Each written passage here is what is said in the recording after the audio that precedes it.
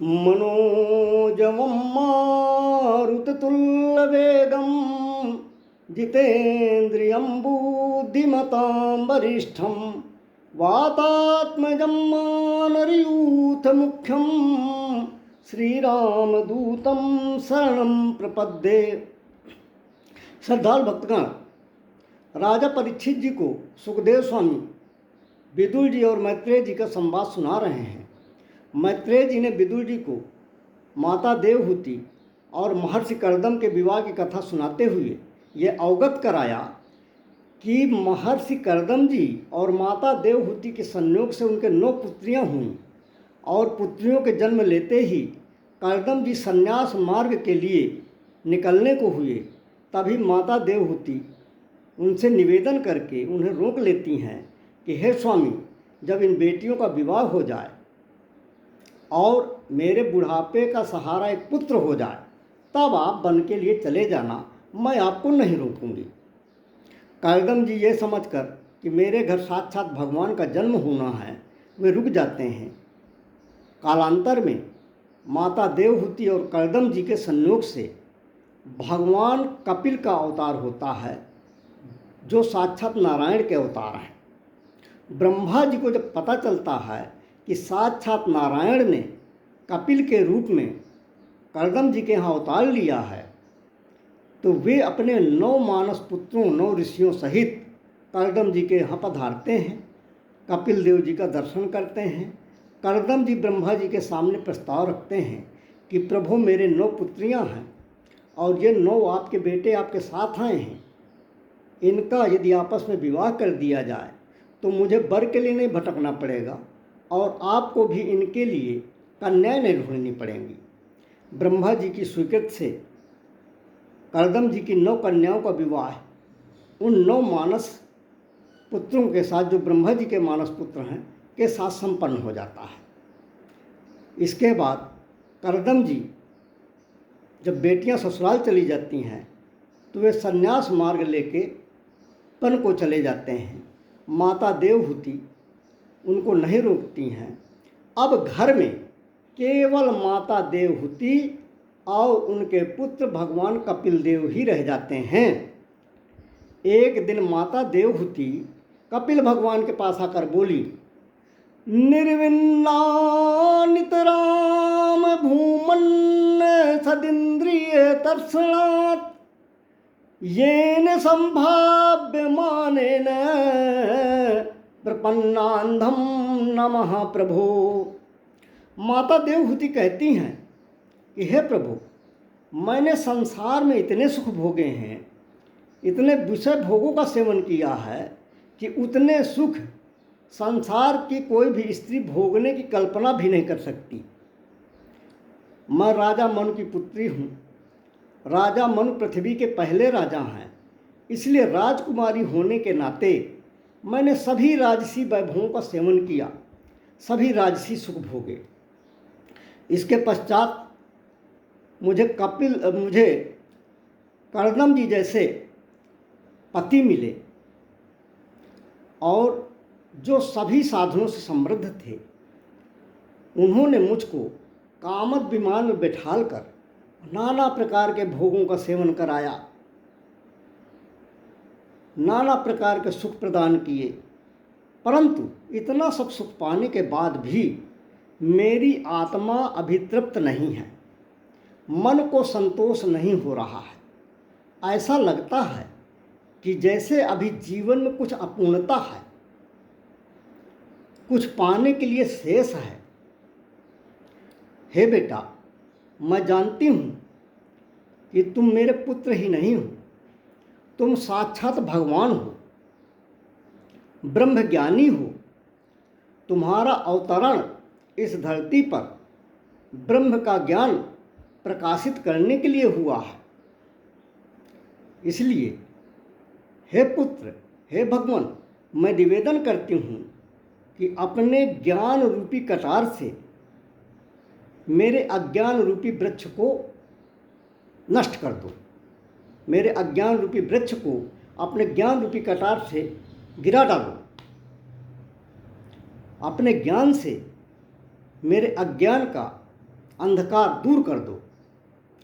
तम त्वाम गताहम शरणम शरण्यम स्वभृत्य संसार तरोह कुठारम जिज्ञासयाहम प्रकृतेः पुरुषास् नमामि सद्धर्म विदाम वरिष्ठम। कपिल भगवान ने जब माता देवहूति से यह निवेदन सुना तो उन्होंने 8 अध्यायों में सांख्य शास्त्र का बड़ा सुंदर उपदेश अपनी माता देवहूति को दिया है। इसको कपिल अष्टाध्यायी भी कहा जाता है। कपिल भगवान कहते हैं कि हे माँ, जीव चाहे जितना ही विषयों का भोग कर ले पर कभी भी उसको वास्तविक तृप्ति नहीं मिलती है। इंद्रियों का तर्पण है विषय। इंद्रियां जितना विषयों में लिप्त होंगी उतनी ही वासनाएं बढ़ती जाएंगी, उतनी ही कामनाएं बढ़ती जाएंगी। विषयों से व्यक्ति का मन, व्यक्ति का हृदय कभी नहीं भरता है, वो विषयों से कभी परिपूर्ण नहीं रहता है, क्योंकि विषयों में तो पूर्णता है ही नहीं, वो स्वयं में अपूर्ण है। आत्मा भी अतृप्त है, और ऐसे विषय जो स्वयं अपूर्ण है वो किसी को पूर्ण कैसे कर सकते हैं। विषयों की स्थिति यह है कि एक चीज पाने के बाद, एक कामना पूरी करने के बाद, एक इच्छा पूरी होने के बाद व्यक्ति में पुनः कुछ अन्य पाने की इच्छा होने लगती है। जैसे एक व्यक्ति ने एक मकान बनाया तो उसकी इच्छा होती कि एक से अधिक मकान हो जाए, लग्जरी गाड़ी हो जाए, बड़ी गाड़ी हो जाए, और साधन संपन्न हुआ तो फैक्ट्री का मालिक हो जाऊं, फिर बहुत बड़ा उद्योगपति हो जाऊं, फिर अडानी अंबानी की तरह हो जाऊं, कैबिनेट मिनिस्टर हो जाऊं, मुख्यमंत्री प्रधानमंत्री हो जाऊं, फिर आजीवन प्रधानमंत्री बना रहूं। अर्थात जितना भी उसके विषयों की इच्छा पूरी होती जाएगी उतना ही उसकी इच्छाएं बढ़ती जाएंगी। विषय अनंत अपूर्ण है, इनमें कभी पूर्णता नहीं है। विषयों की चाह उसी प्रकार बढ़ती है जिस प्रकार आग में घी डालते जाओ तो आग की लपटें बढ़ती जाती हैं। उसी प्रकार जितना विषय भोगों की ओर चित्त को लगाएंगे उतना ही उनके भोगने की, उतना ही उनके पाने की इच्छा बढ़ेगी। जीवन में पूर्णता तो केवल पूर्ण में है, अर्थात जब हम परमात्मा को पाने का लक्ष्य तय करें, परमात्मा के चरणों में चिंतन करें, परमात्मा की आराधना करें, इस मन को संसार से हटाकर जगतपति में लगाएं, तभी जो है यह मन और यह आत्मा तत्वपूर्ण होती है। क्योंकि इस जगत में, इस अखिल सृष्टि में, इस अखिल ब्रह्मांड में पूर्ण तो केवल एक ही है और वो है जगतपति भगवान। पूर्णमदः पूर्णमिदं पूर्णात् पूर्णमुदच्यते पूर्णस्य पूर्णमादाय पूर्णमेवावशिष्यते। जीवन में पूर्णता का आनंद तो प्रभु के चरणों में ही है। अपने मन को जगत से हटाकर जगदीश्वर में लगाओ, पूर्णता मिल जाएगी। गुणेश सक्तम बंधाय रतम व पुंसी मुक्तये। मन ही बंधन और मुक्ति का कारण होता है। जैसे ताला एक होता है और वो एक ही चाबी से खुलता है और एक ही चाबी से बंद होता है, केवल उसके घुमाने का अंतर होता है। चाबी को दाहिने घुमा दो, ताला बंद, चाबी को बाएं घुमा दो, ताला खुल गया। उसी प्रकार ये हमारे मन की गति है। मन को संसार में लगा दो, मन को जगत में लगा दो तो ये विषयों में लीन हो जाएगा, ये संसार में बंधने लगेगा। और मन को प्रभु की ओर घुमा दो तो यही मन मुक्ति का कारण बन जाएगा, यही जीवन के कल्याण का साधन बन जाएगा। अब माता देवहूति बोलती हैं कि हे भगवान, ये बताइए कि अपने मन को कैसे मोड़ें। कपिल भगवान कहते हैं कि हे माता, संतों के संग से, संतों का संग करो, वे तुम्हारे मन को मोड़ देंगे। संत भगवान के नाम रूप चरित्र और गुण की लीलाएं सुनाकर आपके मन को मोड़ देंगे।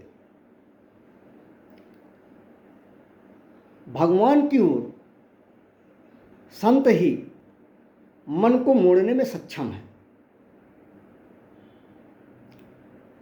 वे भगवान की लीलाओं का, भगवान की भक्ति का रस इस प्रकार से पान कराते हैं कि यदि मन भगवान की ओर मुड़ गया तो फिर यह जगत की ओर नहीं मुड़ता है, और जगत में रहते हुए भी जगत से निसंग रहता है।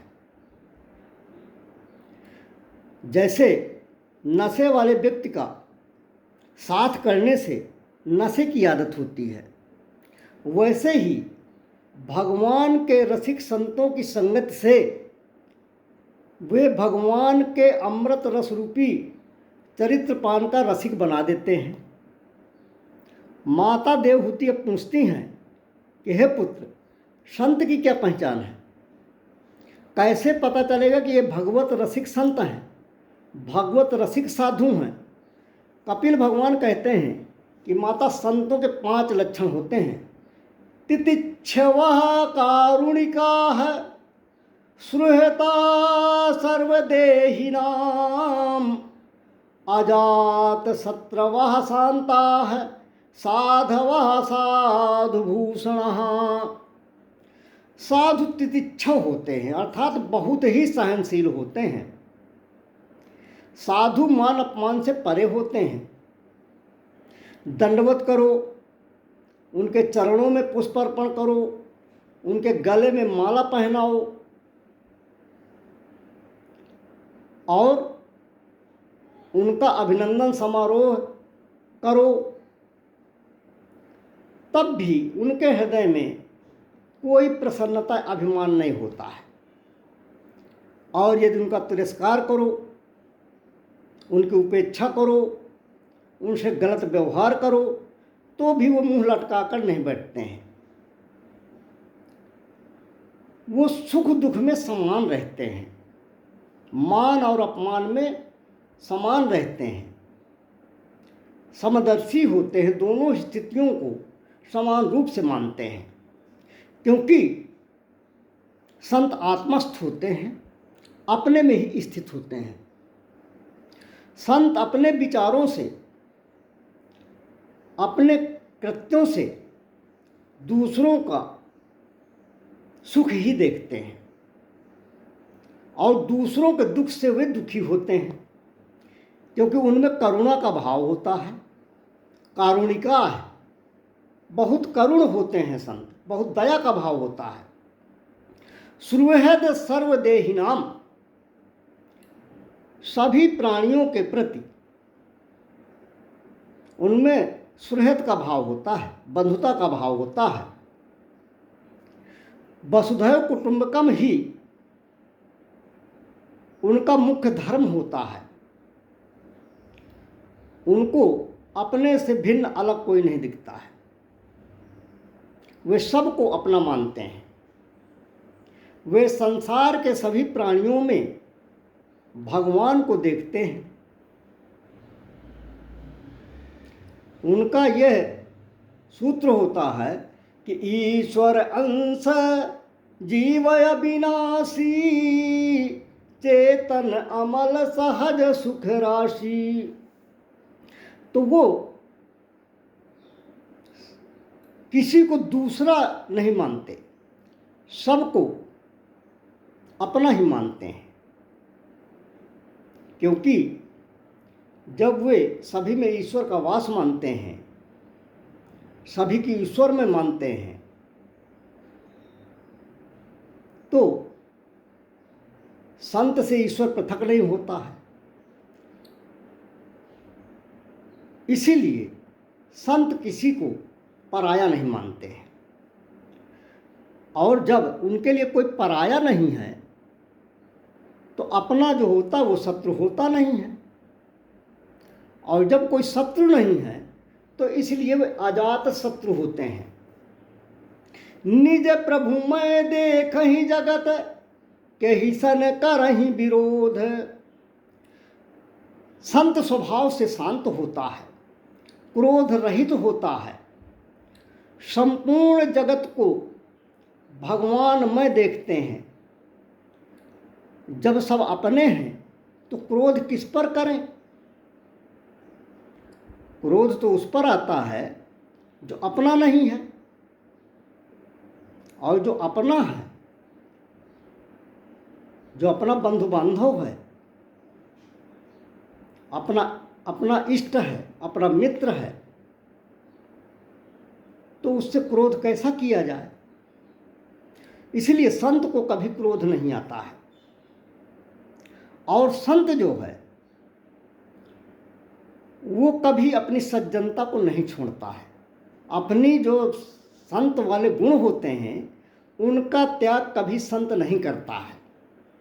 संत न छोड़ई संतई, कोटिक मिलहि असंत, मलय भुवंगहि बेदिया, शीतलता न तजंत।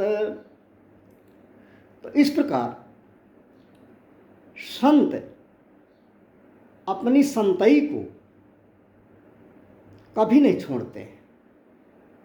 उसी प्रकार से नहीं छोड़ते हैं जिस प्रकार से चंदन के वृक्ष में अनेकानेक सर्प लपटे रहते हैं, किंतु चंदन अपने सुगंध को नहीं त्यागता है।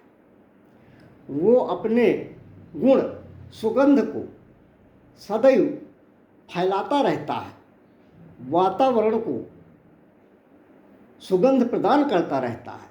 इसी प्रकार संत अपने मन, वाणी, कर्म और चरित्र से इस समाज को प्रकाशित करते रहते हैं।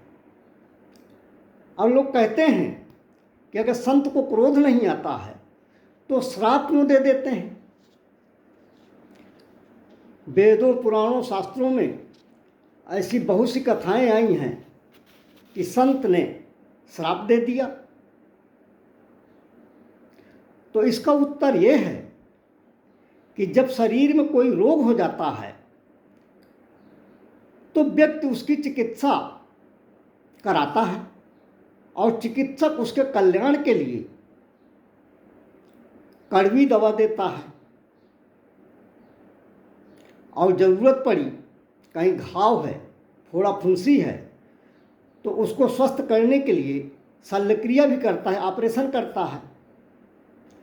इसी प्रकार संत मानव का कल्याण करने के लिए, उनके अभिमान का दमन करने के लिए, उनके अहंकार का नाश करने के लिए, उनकी पाप बुद्धि को नष्ट करने के लिए, उनके विचारों को शुद्ध करने के लिए, ऐसी जो सभी बीमारियां हैं इनको दूर करने के लिए श्राप देते हैं। संतों द्वारा दिया गया श्राप वास्तव में श्राप न होकर सही अर्थों में कृपा का वरदान होता है।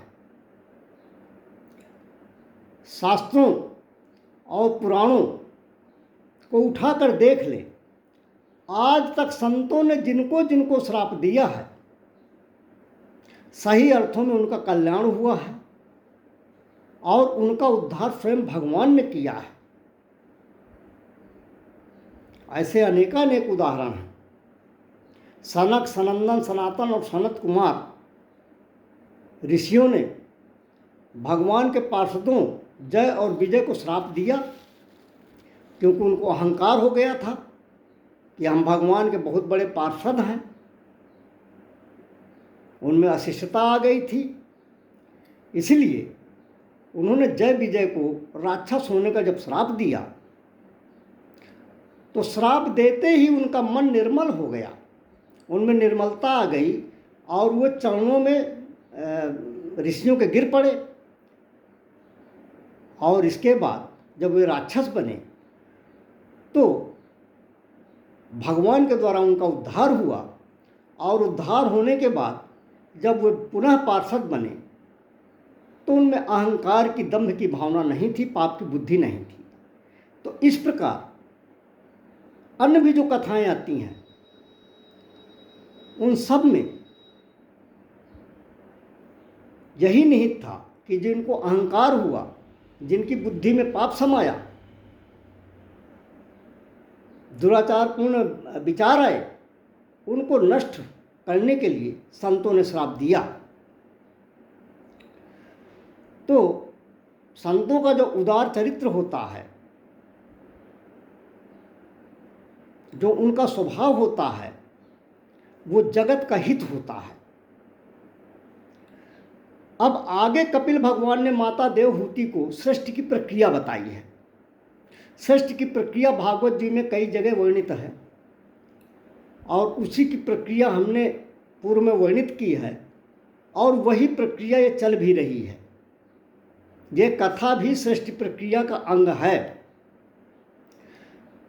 सृष्टि प्रक्रिया बताने के बाद कपिल भगवान ने माता देवहूति को अष्टांग योग के विषय में बताया कि यम, नियम, आसन, प्राणायाम, प्रत्याहार, धारणा, ध्यान और समाधि। साधक को चाहिए कि वो पवित्र भूमि पर बैठ जाए और पहले आसन को जीते। जिस आसन में वो आसानी से बैठ सकता हो, उस आसन में बैठने का अभ्यास करे। जब आसन को जीत ले, तब वो भगवान का ध्यान चरणों की ओर से करे और भगवान का दर्शन चरणों से करते हुए, भगवान के चरणों का ध्यान दर्शन से करते हुए और उनके सभी अंग प्रत्यंगों का दर्शन करते हुए उनके रूप माधुरी का अवलोकन करे। और इसके बाद अपनी नासिका का अग्रभाग का अवलोकन करते हुए भगवान का ध्यान करे। अब माता देवहूति प्रश्न करती हैं कि हे बेटा, भक्त कितने प्रकार के होते हैं? कपिल भगवान कहते हैं कि जो लोग केवल मंदिर में मूर्ति का दर्शन करते हैं, मूर्ति के अंदर ही भगवान को मानते हैं, वे साधारण प्रकृति के भक्त होते हैं। जैसे कोई व्यक्ति मंदिर में मूर्ति की पूजा कर रहा है, वो भगवान की आरती, मूर्ति की आरती कर रहा, भगवान की आरती कर रहा है।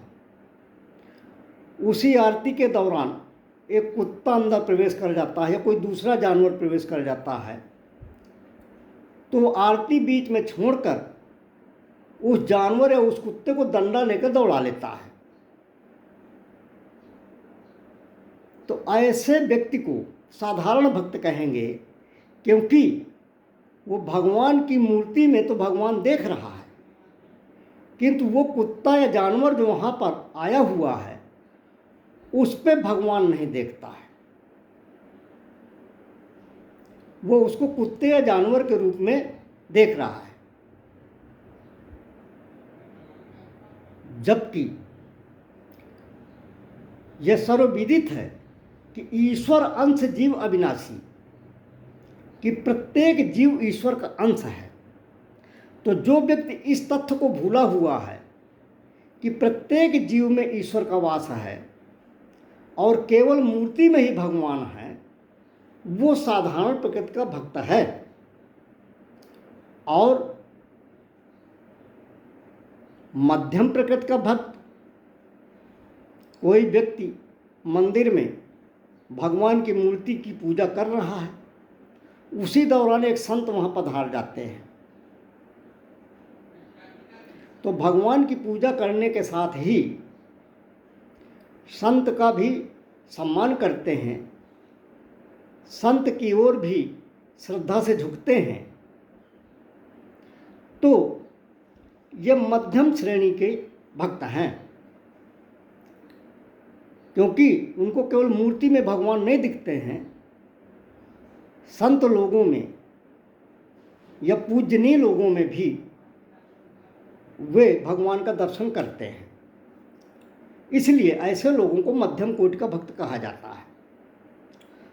और जो मंदिर की मूर्ति में भगवान देखते हैं, जो संसार के सभी प्राणियों में भगवान को देखते हैं, जो कण कण में भगवान को देखते हैं, वे जो है उत्तम कोटि के भक्त होते हैं। अग जग में सब रहित विरागी, प्रेम ते प्रभु प्रगट ही जिमि आगी। हरि व्यापक सर्वत्र समाना, प्रेम ते प्रगट हो ही मैं जाना।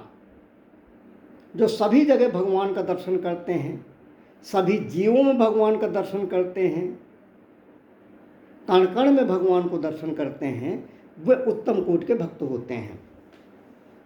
निरपेक्षम मुनिम शांतम निर्वयहम समदर्शनम, अनुव्रजाम्य हम नित्यम पूये मेत्यम घृरेणुभिः।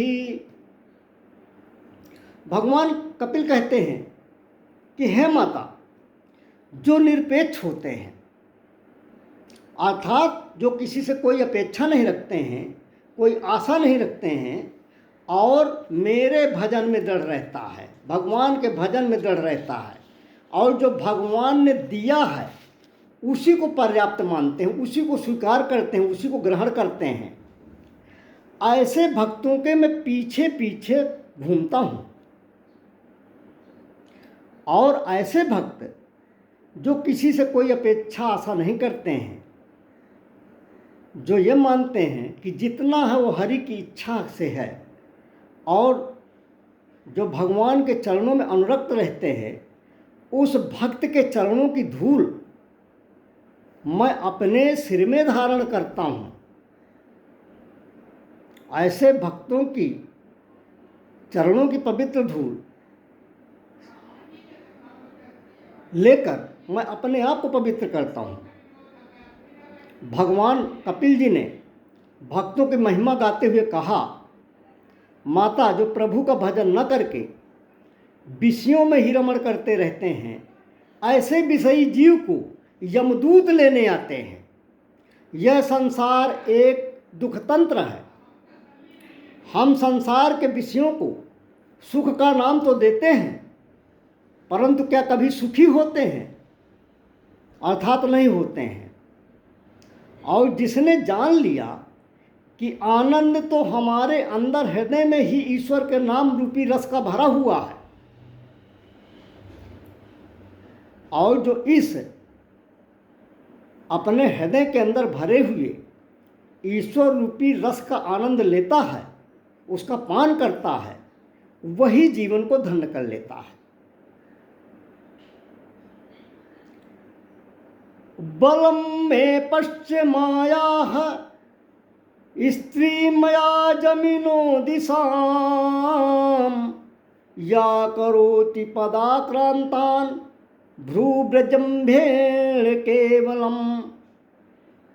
आगे कपिल भगवान कहते हैं कि हे मैया, मेरी माया का चमत्कार देखो, मेरी माया का प्रभाव देखो।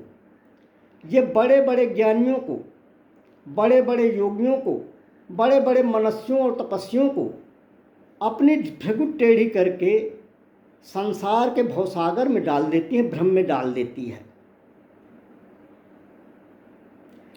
माया का यही चमत्कार है।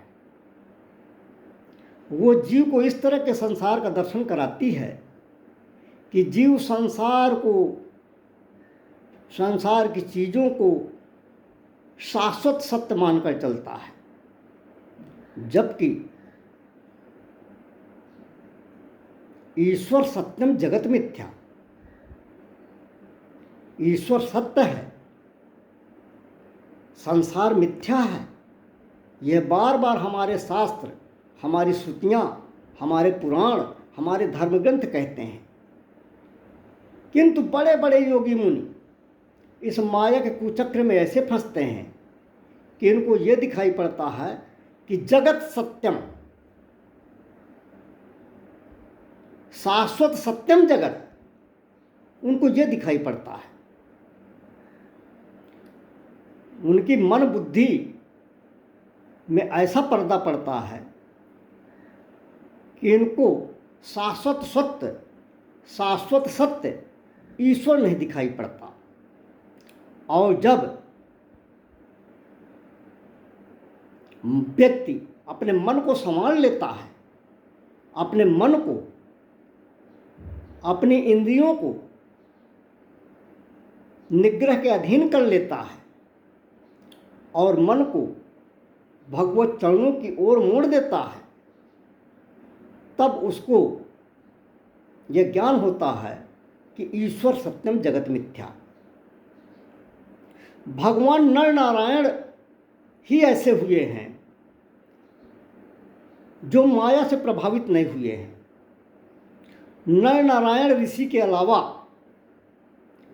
इस सृष्टि में ऐसा कोई प्राणी नहीं है जो मोह से ग्रसित न हुआ हो। भगवान कपिल जी के उपदेश से माता देवहूति जी का पूरा मोह समाप्त हो गया, वो मोह रहित हो गई और उन्होंने कपिल देव जी को प्रणाम किया कि हे भगवान, मैं जीवन के यथार्थ को जान गई हूँ। आपके उपदेश से मेरा पूरा मोह विनाश को प्राप्त हो गया है। माता को ऐसा उपदेश देकर भगवान कपिल देव जी आश्रम छोड़कर चले जाते हैं। माता देवहूति जल रूप में परिणित हो जाती हैं, जल रूप में परिवर्तित हो जाती हैं और वो परमधाम को प्राप्त हो जाती हैं। कपिल भगवान आसन लगाकर समुद्र में विराजमान हो जाते हैं और जिस स्थान पर समुद्र में कपिल देव भगवान विराजमान हुए उसको आज हम गंगा सागर कहते हैं। आज भी मकर संक्रांति के अवसर पर लोग भगवान कपिल देव जी का दर्शन करने गंगा सागर नामक तीर्थ स्थान को जाते हैं जो पश्चिम बंगाल में स्थित है। इस प्रकार से माता देवहूति और कपिल देव भगवान का संवाद समाप्त होता है। बोलिए कपिल देव भगवान की जय, देवहूति मैया की जय, सच्चिदानंद भगवान की जय, उमापति महादेव जी की जय, सभी संतों की जय, सभी देवताओं की जय, अपने अपने गुरु महाराज की जय, गौ माता, तुलसी माता, धरती माता की जय। धर्म की जय हो, अधर्म का नाश हो, प्राणियों में सद्भावना हो, विश्व का कल्याण हो, भारत माता की जय हो। हर हर महादेव।